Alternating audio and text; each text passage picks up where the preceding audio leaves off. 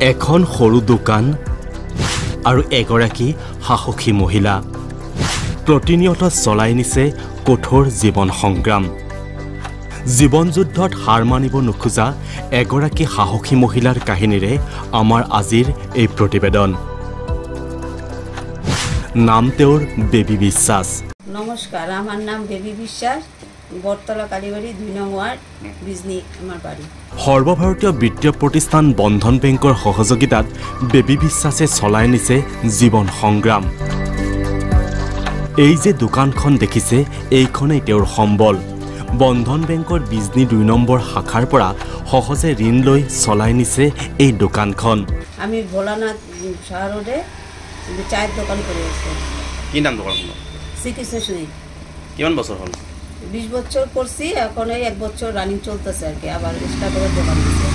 মানে 20 বছর আগতে বেলেগত আছে? হ্যাঁ। ইয়াতে এবছর হল? হ্যাঁ।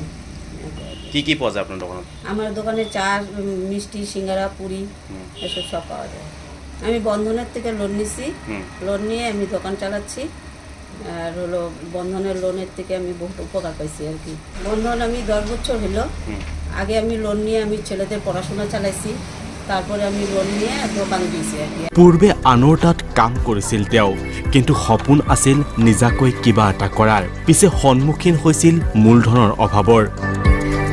সেই সময়তে বিপদৰ বন্ধু হৈ কাষত থিয় হৈছিল বন্ধন বেংক।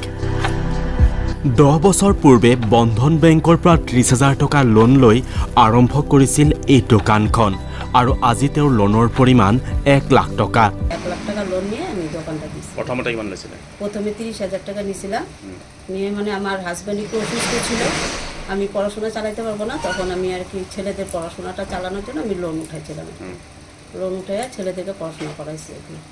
এতিয়া আর কিমান? এখনো পড়াশোনা চালিয়ে যাচ্ছি।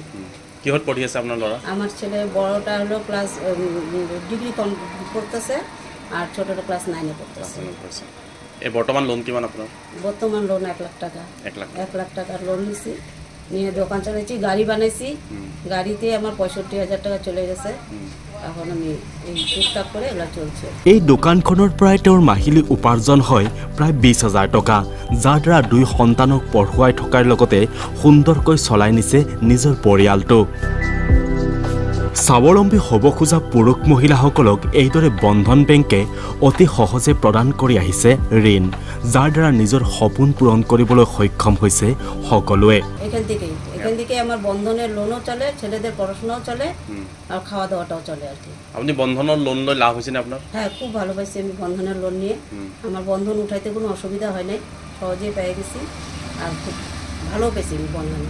বন্ধন লাভ লই উপকৃত হয়েছে? হ্যাঁ, খুব উপকৃত হয়েছে। এটা তো ইচ্ছা আছে, এখন যদি বন্ধন যদি আর একটু আমার সহায় করে, আমি আবার লোন চাইছি আর কি। কিন্তু আমার লোনটা শোধ হয় না, 1 বছর হয়েছে। তা আমি আজকে কথা বলছি, আমাকে যদি অল্প লোন দেয় তাহলে আমি পূজার আগে দোকানটা আর একটু উন্নতি করতে পারি। News desk, news 8।